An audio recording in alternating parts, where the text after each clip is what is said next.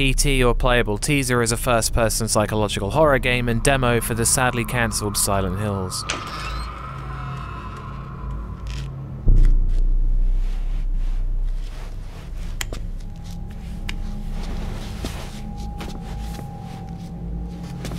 Atmosphere. PT's lone corridor is somehow eerie despite appearing fairly ordinary. The radio keeps on repeating a news report that describes in sickening detail a murder that took place, and the creaky lamp swings eerily back and forth relentlessly. Everything is covered in a light layer of dust and cockroaches crawl all over the surfaces. It's unpleasant without appearing repulsive until you open the bathroom door. As you progress through the first loop, there's a feeling that the world is broken as you end up in the same corridor that you started in, and it just deteriorates from there as the loops keep repeating.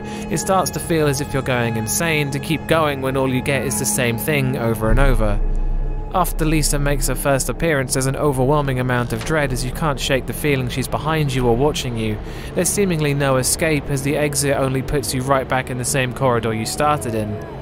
PT's atmosphere is intensely creepy and almost nightmarish as it keeps repeating and twisting as you solve its cryptic puzzles, where it descends even further into this mundane, inescapable hell.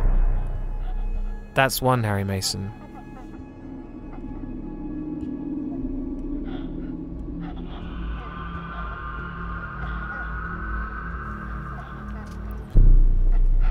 Scares. PT has a lot of unique and intensely frightening moments, and it feels like the whole game is messing with the player and lures them into traps over and over again, shutting a door to open one behind you or locking you in the bathroom after it baits your curiosity.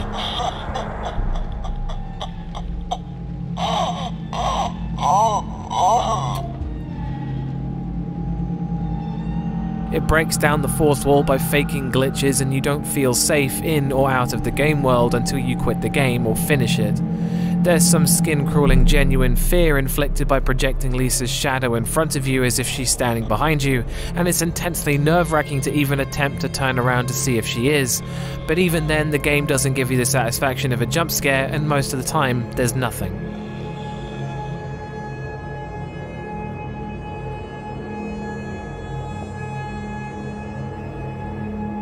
The game does use jump scares now and then, with Lisa attacking you once in the whole game and seemingly eating your body or something to that degree off camera. The game has a few traditional scares that nearly always land thanks to the maddening atmosphere of the game. PT is the most scared I've been in a long time.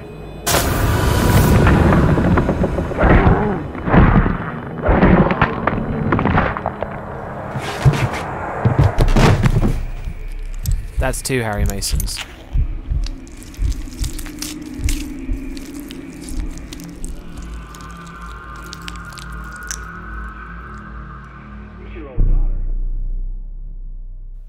Sound design. The music creeps in intense moments with these unnerving drones and creepy high-pitched whines that become more and more unsettling as they swell. You get the feeling that they're boring into your mind as they seem to be constantly escalating. There's low bitrate trembles and compression artifacts and reverb-soaked wails that make certain pieces of music, and it all sounds so unnatural.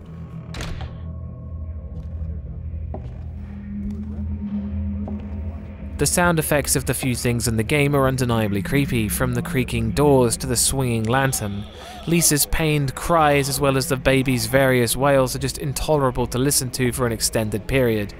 The sound environment in the corridor is nearly perfect, with all of the sound effects and reverb being believable. The voice acting for the radio announcer is spot on, and when he changes his lines to tell you to turn around, he sounds incredibly menacing. There's directional audio too, and it works perfectly. That's 3 Harry Masons.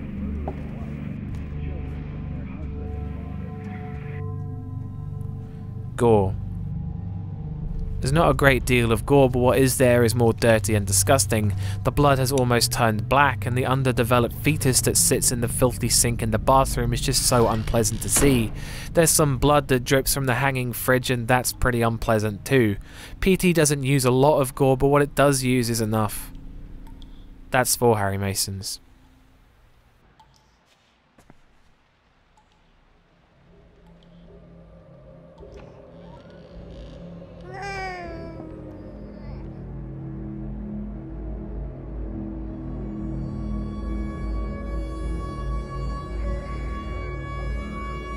Story.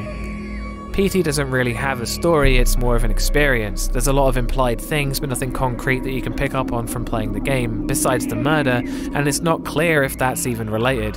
It would be nice if more things were explained, but this mystery has a charm to it, even though it's sad it'll never be explained. Making the final score 4 out of 5 Harry Masons. PT was to horror what Half-Life was to first-person shooters, inspiring a generation of imitators for better or for worse, but it's an experience that I wish more people had exposure to. Again, I'd like to remind you this whole thing is down to my opinion in horror games. If you don't share this opinion, then that's cool, I get it. I'd like to point out that whilst I was the only me, were you the only you?